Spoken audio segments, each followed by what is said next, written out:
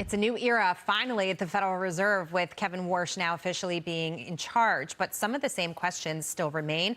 High Treasury yields and inflation are making the road to a rate cut pretty tricky, with some Fed speakers even signaling a hike. But President Trump's been calling for lower rates, and the White House is making the case for it.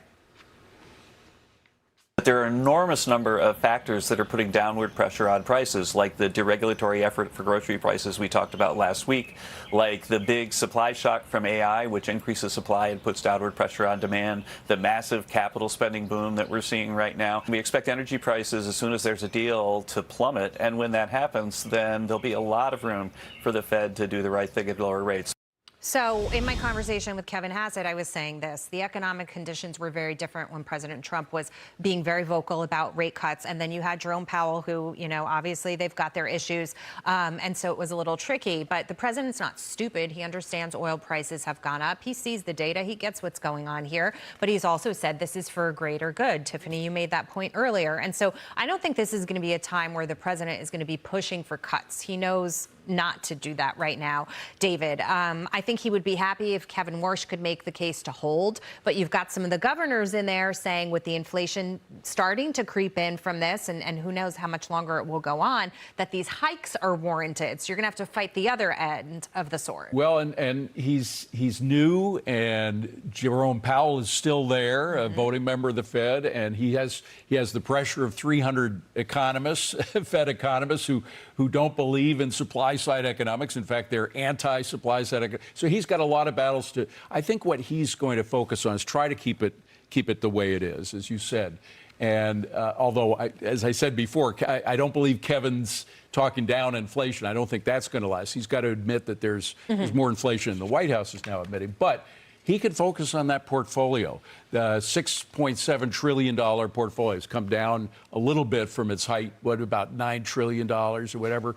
But how do you, with the housing crisis that we have right now, everybody's afraid of, they can't afford to buy a new house, or they're afraid to sell the house that they're in and everything. How do you sell $2 trillion of mortgage-backed securities without rates going up even higher? You're going to have to put some sugar in that deal in order to make buyers come in and take over that. So he is handling, I think, the trickiest situation we've seen for the Fed since the pandemic. So it's going to be a tough road to hoe. Tegan? The balance sheet's growing again. It's grown by about $178 billion since early December. It doesn't sound like a lot. And so it was meant to inject liquidity or inject bank reserves. But Dan Clifton at Strategas has written about this. The money supply is growing again. Guess what's inflationary? The money supply growing. So on both the monetary side and the fiscal side, we have stimulus. We got stimmies. We have the Fed funds rate is lower than inflation, stimmy. We have the balance sheet growing that's increasing the money supply measured by commercial deposits, good proxy for M2, stimmy. We're running a deficit this year, $1.9 trillion at least, stimmy, rebate checks on the tariffs, stimmy, spending more money because of the war in Iran, stimmy. And you watch I was looking at this when you were talking about what Kevin Hassett was saying. Just recently, the Treasury curve, if you compare the 5-year Treasury to the 30-year, it has narrowed the yields, which is an indication that people think that the Federal Reserve will have to keep short-term rates higher for longer because of inflation. And that's why the longer end kind of blew out more recently, because if short-term rates stay high or even go up, you know what that does? It blows out the interest on our debt, because a third of what we borrow is borrowed at 1 year or less. If you think back to the tariff situation last year in April, It was when yields started moving, and now that I see the Treasury, the 10-year at 4.5, Brian, that was roughly the mark where the president started getting nervous for the reasons that Dagan just outlined. That's much better than it was. Than it even It was was. like, what, 4.66? It's almost 4.7 the other So day. he's got a lot of pressure points on him. I mean, we've outlined many of them leading into this particular conversation, but this adds another layer. We talk about Trump or Warsh here? Trump. Warsh has got a lot, too. He's Warsh. I was thinking about, like, what nickname should Warsh have? They all get nicknames, it's too late, Powell. I think if Warsh could pick his nickname, it would be, and this is a Rolling Stones reference, Gimme Shelter. Okay. Warsh. Because I think, I don't know if Just write it out. You said, and you might be right, you said Trump's not going to push him on rate cuts. Okay, the next meeting is what, June 16th? So we're going to find out pretty darn quick if they don't cut rates, how the president responds. I think if I'm Warsh, I would be saying to the president, give me shelter.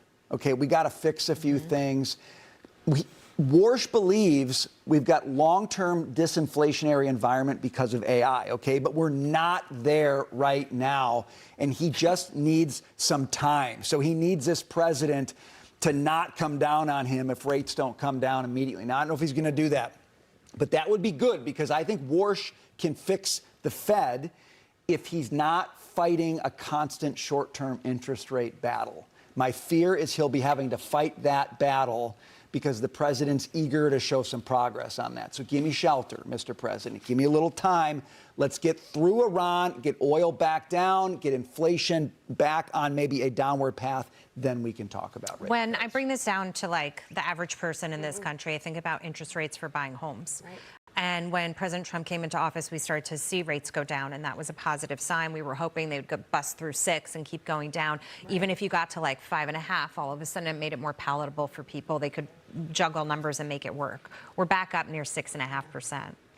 Yeah, I mean, in all honesty, Trump has been right on a lot of this. And I think, well, first I want to say welcome, Kevin. Welcome to the show. Here we go. You wanted it. You got it. Yeah.